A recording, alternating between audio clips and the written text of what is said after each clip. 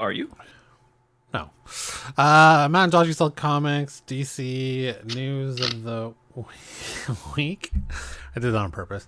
Damn you. Yeah, so we've got some Supergirl news, and Suicide Squad game comes out tomorrow officially, but it's not looking good. No, it's not. Okay, so first, our sponsor. Yes.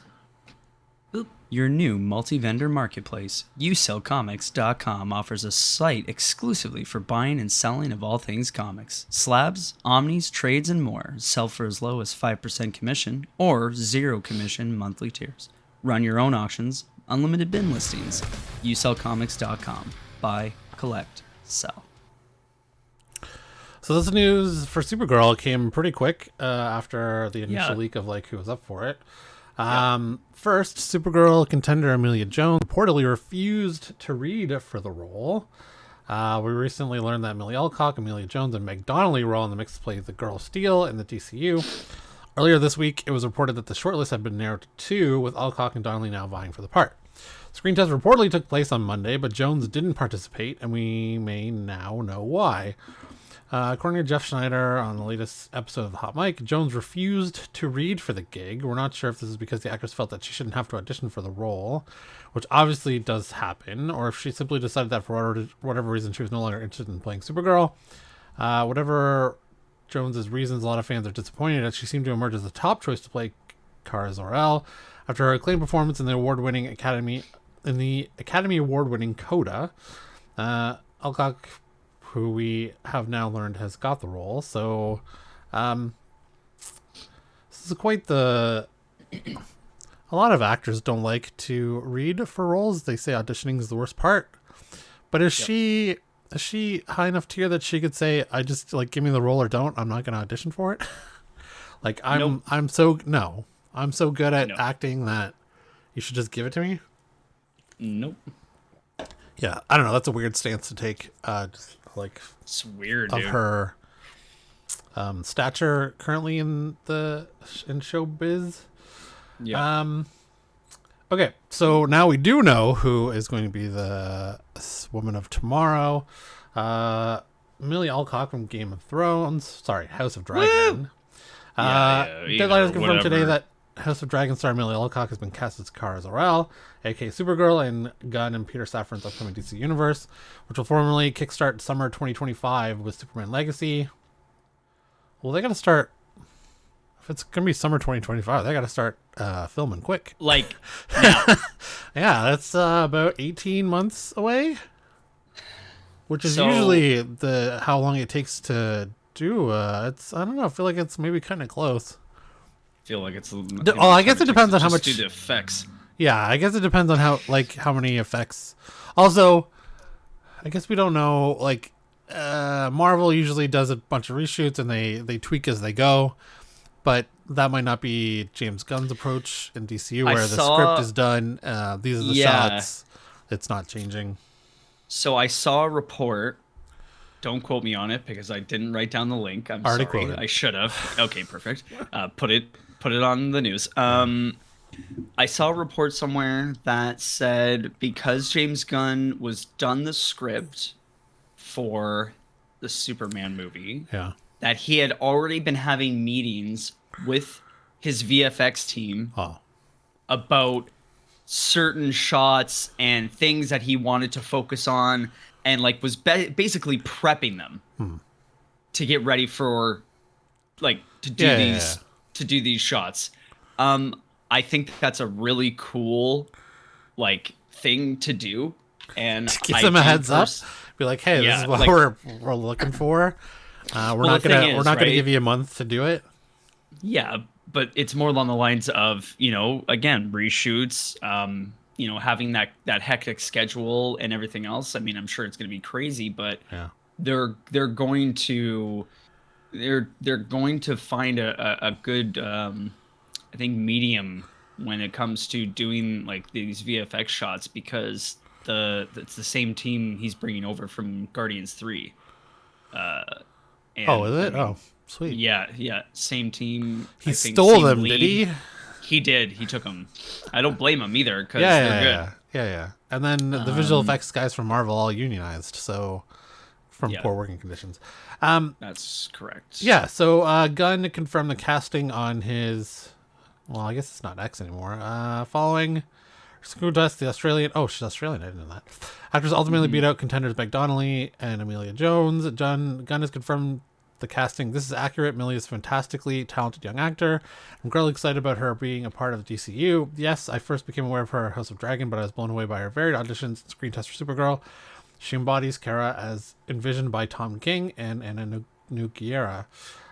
We may have been under the assumption that Supergirl will make her debut on David Cornsweet's fronted Superman Legacy next year. DHD cautions that may not actually be the plan, although they don't necessarily rule it out either. The trade does note that she's expected to make her debut in a separate DC project before taking center stage in Supergirl Woman of Tomorrow. However, whether that project is Superman Legacy, which starts filming in Atlanta in the spring, remains to be seen. Ooh, they're waiting until spring. What do you think they tried? Do you think they tried for a Christmas release for Superman? I could see that. It already said in here. It's summer 2025. Oh, summer. Yeah, summer. Oh, okay. Oh yeah, but I was being kind of like realistic. Oh. Like it's gonna get pushed. From summer 2025? Yeah.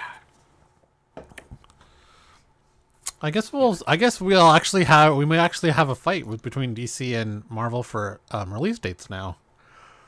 Typically, it's not been really a thing because DC has been so sporadic and, frankly, tanked the last 3 or 4 movies. So Marvel hasn't really cared. But is 2025 the beginning? The beginning of the? Because I thought it was. Oh no, year break. That makes sense. Yeah. Sorry, my cat just used the litter. It's 2 rooms away, and I can still. Oh my god. Okay. Trap. So. Yeah, it looks like Fantastic Four Thunderbolts are in summer next year, May 2nd and July 25th. I wonder if they stick Superman Legacy in June. You want to give like three good weeks past Fantastic Four, and you want to be out at least before Thunderbolts and not after, because you got to wait like 3 or 4 weeks until after Thunderbolts. Yeah. To give people some time. So I wonder if it's going to be June. Yeah. Sorry. Yeah. I don't know. It's gonna be an interesting call. We'll see what happens, but I think it's gonna get pushed. I don't know how long. I don't think it's gonna be very long, but I mean, if they were smart, I would say they should do it on Christmas. The Christmas superhero movie? That's typically been reserved for Star Wars movies and hey man, shows. I don't write the rules. We haven't had a good Superman movie. I mean, I doubt that Ray movie is going to be done by Christmas 2025. Not a chance. Not a chance. Although that Mando movie might be, because they talked about it maybe filming That's alongside season 4 or like right after season 4. So that's true. It could be out by then. Yeah, I don't know that you'd want to. First time out of the gate, DC's probably going to want at least a good month, but to themselves of like for that type of popcorn movie, right? Yeah. Yep, I would agree. How much money do you think Disney offered Daisy to come back after? She said it was because of the script. My fucking ass. No, I think I read it was like 12 million. Like to go through that, and like I read that the stomach lining in her body started to deteriorate from the stress. Yeah. And it wasn't the stress from filming. No, it was the stress from the fans. Yeah, from all of us idiots. Yeah. First off, I never got into that, and it's just like the shit that you read is awful. It's awful. I can never imagine myself like tweeting at an actor saying you're the worst person on the planet. You should fucking die. I don't know. The energy it takes. Yeah, I don't know.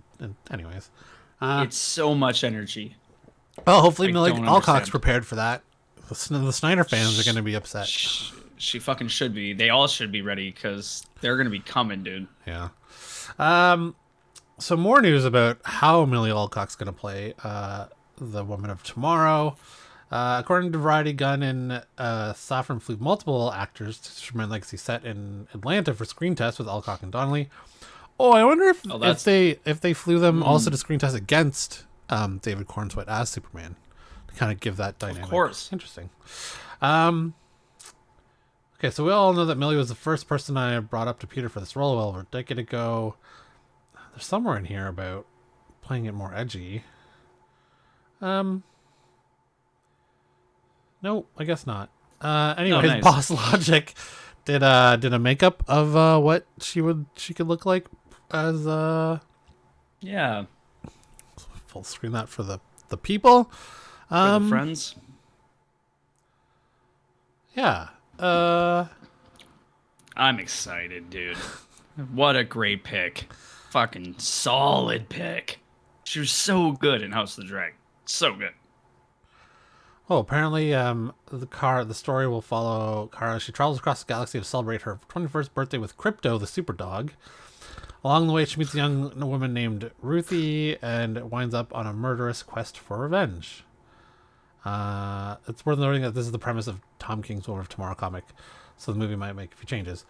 I did try and find the Woman of Tomorrow comic in my local shop, and it was all sold out, so I have not got around to reading it. Wow. Although I believe I can find it digitally instead. Which you were talking about Amazon Reads. I wonder if it's on there. I'm sure it's on there. So I guess it's like rotating amount of books every month. So it's What, kind of Amazon like Reads? sporadic. Does it include comics? It does. Oh, interesting. And graphic novels. Okay, finally, Suicide Squad Kill the Justice League comes out officially tomorrow. It's been in early access for the last couple of days. Early access has not gone well. They took it offline almost immediately because when people logged in, it auto completed the story for them. Okay. Suicide Squad's Kill Justice Deluxe Edition owners thought they would currently be enjoying early access before the game's release, which is tomorrow. However, Rocksteady was compelled to take the game offline in 1 hour after launch in early access. According to reports, a pretty big glitch had surfaced where players would launch the title and instantly complete the story campaign upon logging in. The most recent move will only empower Kill the Justice League's most vocal critics. The game has faced a difficult promotional campaign over the past few weeks, as players all across the world are starting to grow disillusioned with the Battle Pass game as a service genre. The game's most recent era has also made the calls for an offline mode louder and louder. As of right now, Kill the Justice League needs to be connected to the internet in order to be played. While day one patches have become an industry norm, typically players have them ready to roll out. Typically developers have them ready to roll out and download before the title launches, not because of a game-breaking bug was discovered by players and not quality assurance testers. Hopefully the situation gets resolved. For those who paid an extra $30 for early access, actually get a chance to enjoy what they paid for to experience. Oh, good about to sneeze. There's nothing quite like calling it. Quite like calling in sick in order to work. Calling in sick to work or school to play a game at launch, only for it to be not work properly. Have you done that before? Called in sick or not gone to work or taken to play early access? Yeah, or just to play a game. Like I'm sure you did it for Diablo 2 or Diablo. Maybe Diablo 3. Yeah. Like maybe I did. Like it wasn't early access for that one. That would have been like back a then. midnight But yeah, launch. but that would have been launch day. I would say like maybe like Halo 3 maybe. I probably like the next day I didn't call in sick. Actually, I can tell you right now I played Halo 3 early because it's funny enough Video. because I was working at Jumbo and you would get the game deliveries on Thursday of the week beforehand. So I got to play the entire weekend before it came out on Tuesday. Well, I guess it wasn't really checking to see if you pop that into your Xbox online and it's like, oh, it's too early. But they wouldn't let you play. Like they didn't have the servers on, so you could play. You could play the like, campaign. You could play campaign and multiplayer and stuff, but you couldn't play online. I think I really only did that for Destiny expansions. I think maybe I did it for Destiny, maybe. But you played longer than I did. Yeah. And then I gave it up going on to Destiny 2. Oh, they're so mad now. They're so very mad. Oh, Destiny players? Oh yeah. Yeah. Well, when you take content away from the game, it's a live service game. Yeah. Like, get your fucking head out of your asses. Jesus, sorry. Yeah. So, I did. So there have been kind of early reviews. The official embargo is not till tomorrow, which is always a bad sign. yeah. But early reports were like the campaign was like 9 to 10 hours, which is crazy for a game that you've worked on for 6 years. I feel like this game came out 4 years too late, as in for the format of being a live service game. Like people are into like single player experiences, story, well done, like God of War, Red Dead Still haven't Redemption, figured that out yet. yeah, like self-contained stories. It's more leaning towards Ghost of Tsushima. Like it's been heading that way for the last 2 or 3 years, and this game came out way too late to hit on that. Like Anthem died pretty quick. That was a huge EA one from BioWare. It died in like 2 months for a live service game. Like Quick. felt like maybe they should have pivoted after that, after they saw Anthem die, and maybe kind of because they delayed this game after the initial like gameplay reveal by almost a year because people hated it. And they didn't really, it doesn't look like they changed much. I think we're getting into the norm now for the most part, where, and I could talk about this all day, where game studios are now at the point where they say they're developing a game. They say it took 6 years, 9 years, whatever. Star Citizen. Oh God, that's a whole nother ball game. But let's get down to brass tacks. They start talking about a game for a year, then they kind of, put some bare bones scheduling / staff together, and then you're at another year. So now it's been 2 years. Yeah. So it's like, okay, how long do we have until the game maybe is going to come out? Well, you have less than 4 years, and it's like, oh, okay. Well, then we have to go outside of us and also hire different studios to help us finish it, because we're going to be at this point in time when we're in year 5. Let's say it, and now we have 2 more fucking years to go, and we're gonna have to go into crunch time. And I feel like there's just a lot of talking, and when finally they can't talk anymore, they're like, okay, now we have to let the devs work. And it's like, you guys just fucking wasted 3 years. You could have been fucking working on shit. But I feel like that just is not the case, and I think if that's true at all, it's Cyberpunk. Cyberpunk was 100% the case. It was in development for 9 years. We got a trailer in 2013 at E3. Was it that early? Wow. Like, don't quote me. Yeah. No, I know, but it was 2014. It was. But we got years before when we got that trailer. Real trailer. We got a real trailer. Hyped people up for years. Yeah. And then all of a sudden, The Witcher 3, like, let's not forget, released in a disastrous state. It took them a year and a half to fix that game. Yeah. And it's been, touted as the best game or game of the year now for years. It sells tons of copies every year. And I've bought that game 3 times. I bought it on PlayStation, I bought it on GOG, Games Galaxy, and then I bought it on Steam just so I could play it on my Steam Deck. I mean, and it was like $5 at the time because they go on sale all the time, but still, like, people will buy that game multiple times. The DLC was great for Witcher 3. Yep. It's a new mod out for it to create your own quests. Yep. But you're right. They are announcing games way too early, and it's to get a bump in stock price for the most part. And then they're like, oh, we've waited too long to put this game out. We have to ship it. I don't care what state it's in.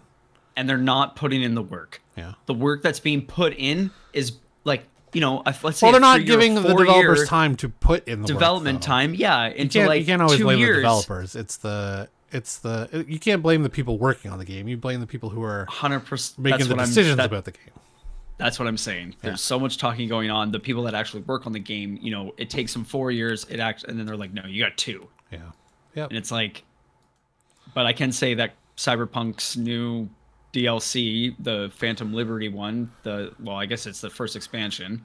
The only expansion. Well, first and only expansion. Yeah. I would say that the way that released, like the state of that game when it released with that expansion, was fairly top tier. They did the work to fix it. Yeah. Yeah.